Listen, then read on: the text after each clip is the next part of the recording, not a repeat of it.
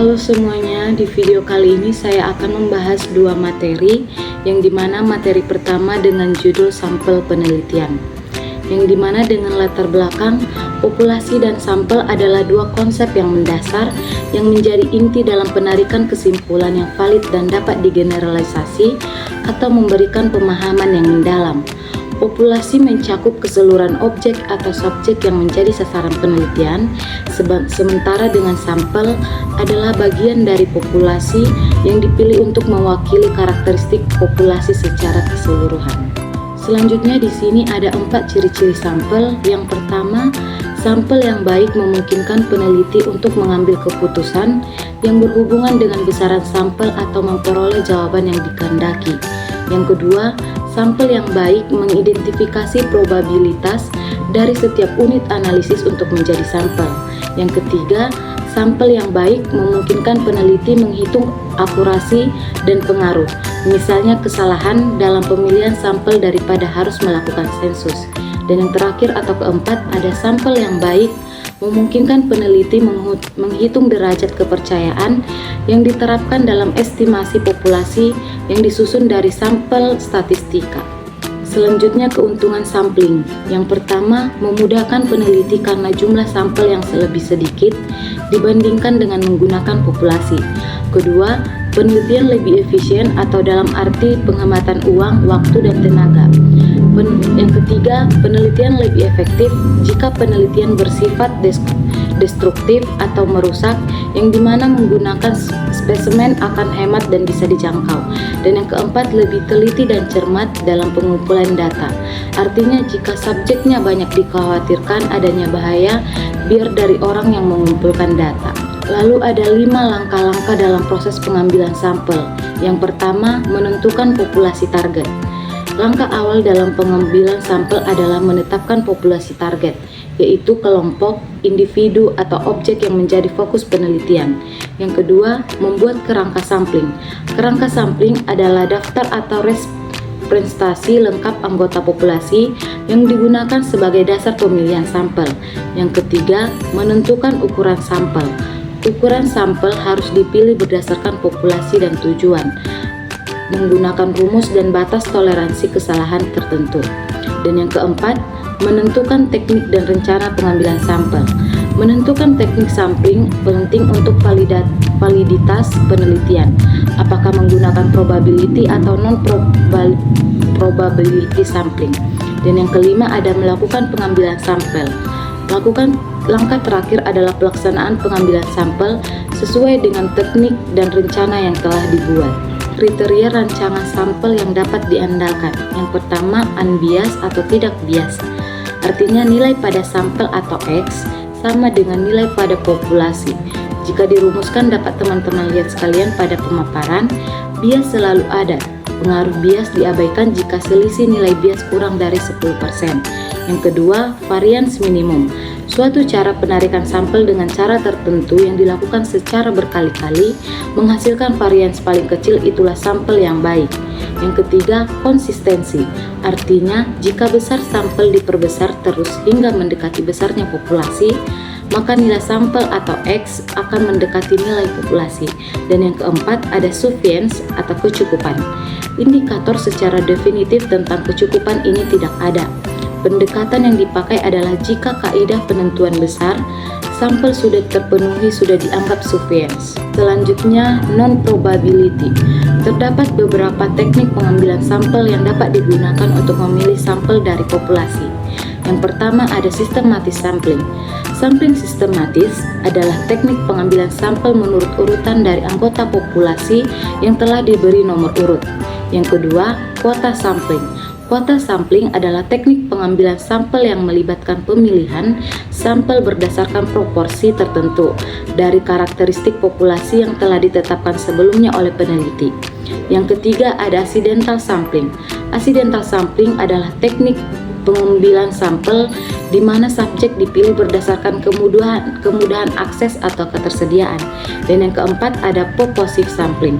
Purposive sampling adalah teknik pengambilan sampel di mana subjek dipilih secara sengaja berdasarkan kriteria tertentu yang dianggap relevan oleh para peneliti. Ada sampling jenuh.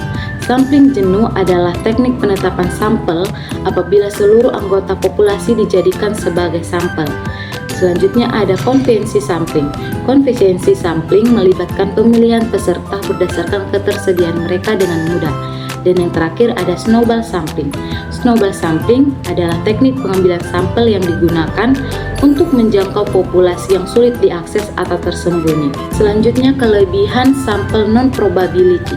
Beberapa kelebihan atau keunggulan yang ada pada teknik non-probabilitas antara lain, yang pertama kemudahan implementasi, memungkinkan peneliti untuk mengumpulkan data dengan mudah dari populasi yang sulit dijangkau.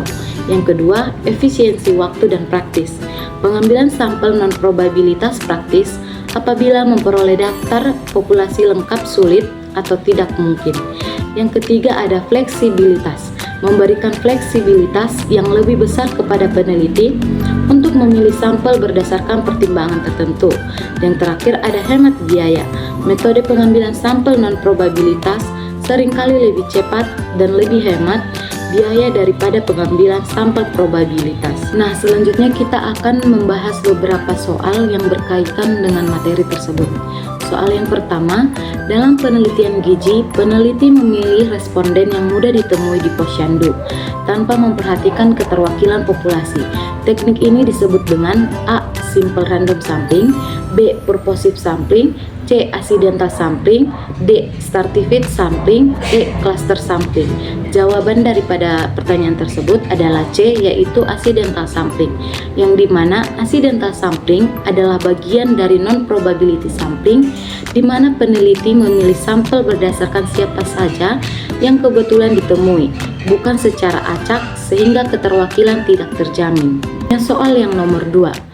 Dalam penelitian gizi masyarakat, peneliti ingin mengambil 100 responden sesuai jumlah yang ditetapkan, tanpa memperhatikan representasi sehingga memilih responden berdasarkan kuota tertentu.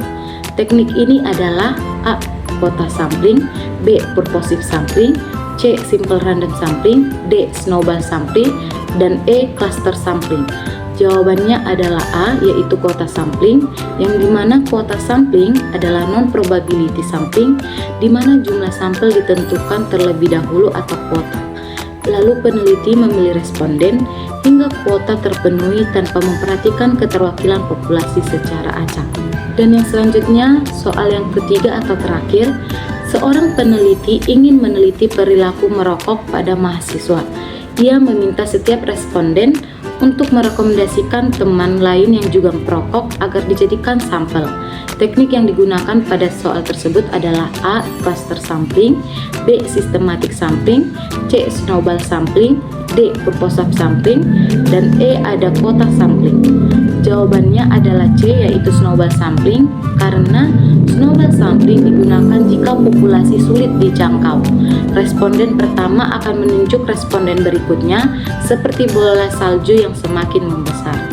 Baik, di sini kesimpulan daripada materi yang pertama, yaitu sampel adalah bagian dari populasi yang dipilih untuk mewakili keseluruhan, sehingga hasil penelitian tetap dapat digeneralisasikan tanpa harus meneliti seluruh anggota populasi.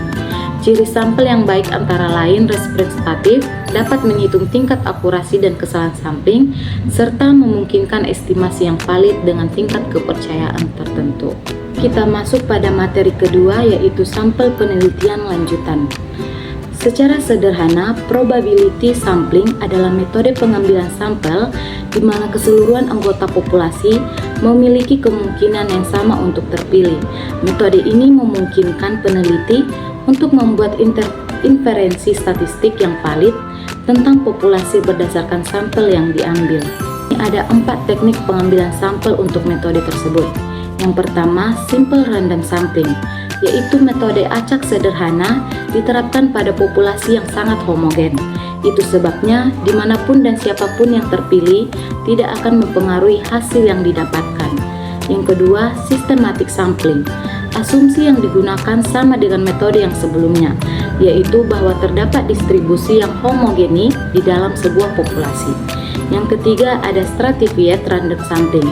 Teknik sampling Teknik sampling dalam pengambilan sampel pada penelitian ini digunakan dengan teknik di mana sampel penelitian atau responden ditentukan menggunakan strata keluarga. Dan yang keempat, ada cluster sampling, metode di mana diasumsikan bahwa populasi memiliki kelompok-kelompok yang satu sama lain memiliki karakteristik yang hampir sama. Selanjutnya, kelebihan dan kekurangan probability sampling.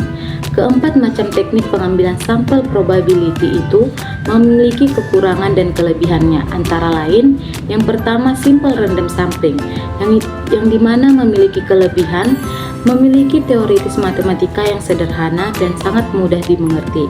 Lalu sedangkan kekurangannya, pertama membuat pekerjaan menjadi kurang praktis, yang kedua sulitnya mendapatkan daftar lengkap populasi, dan pemberian tingkat presisi yang lebih rendah. Proportionate starting random sampling, kelebihannya lebih praktis dan efisiensi karena menghemat waktu dan biaya, serta dapat menghitung tingkat presisi pada setiap strata. Sedangkan kekurangannya membutuhkan daftar semua item atau individu. Apabila terjadi kesalahan dalam pengambilan sampel, maka peneliti perlu mengulang kembali proses pengambilan sampel. Ada disproportionate starting random sampling. Kelebihannya memberikan cakupan populasi yang lebih baik karena peneliti memastikan sendiri bahwa subkelompok dalam populasi menerima keterwakilan yang tepat dalam sampel. Sedangkan kekurangannya tidak dapat digunakan untuk semua jenis penelitian dikarenakan hanya harus ada satu jenis subpopulasi. Dan yang keempat ada cluster sampling, yang dimana kelebihannya lebih sedikit mengeluarkan sumber daya baik tenaga maupun modal, meningkatkan kelayakan pengambilan sampel karena setiap klaster sudah mewakili seluruh populasi. Sedangkan kekurangannya rawan bias apabila dibentuk dari opini yang bias dan tingginya kemungkinan kesalahan dalam pengambilan sampel. Dan yang kelima ada multi-stage sampling, yang dimana kelebihannya yang pertama lebih efisien dari single stage sampling karena lebih luas dan memberikan keleluasaan bagi penarik sampai untuk memanfaatkan informasi tentang populasi yang telah diketahui. Dan kedua, pembagian subkelompok menjadi sampling unik dilakukan pada subkelompok yang terpilih pada tahap selanjutnya. Sedangkan kekurangan daripada metode tersebut yaitu teorinya kompleks, dan karena kompleksnya mungkin sulit diterapkan di berbagai kalangan. Selanjutnya kita akan masuk pada latihan soal yang berkaitan dengan materi tersebut. Soal yang pertama, seorang peneliti ingin mengambil sampel mahasiswa dari setiap fakultas di sebuah universitas. Peneliti kemudian membagi populasi berdasarkan fakultas, lalu mengambil sampel secara acak dari setiap fakultas. Teknik ini disebut A. Cluster sampling, B. Stratified random sampling, C. Systematic random sampling, D. Simple random sampling, dan E. Non-probability sampling. Jawaban yang benar adalah B, yaitu stratified random sampling, yang dimana stratified sampling dilakukan dengan membagi populasi menjadi kelompok atau strata berdasarkan karakteristik tertentu, lalu mengambil sampel acak dari setiap strata tersebut. Selanjutnya soal yang kedua, dalam penelitian gizi anak sekolah dasar, peneliti memilih secara acak 2 sekolah dari total 15 sekolah, lalu meneliti seluruh siswa di 2 sekolah tersebut.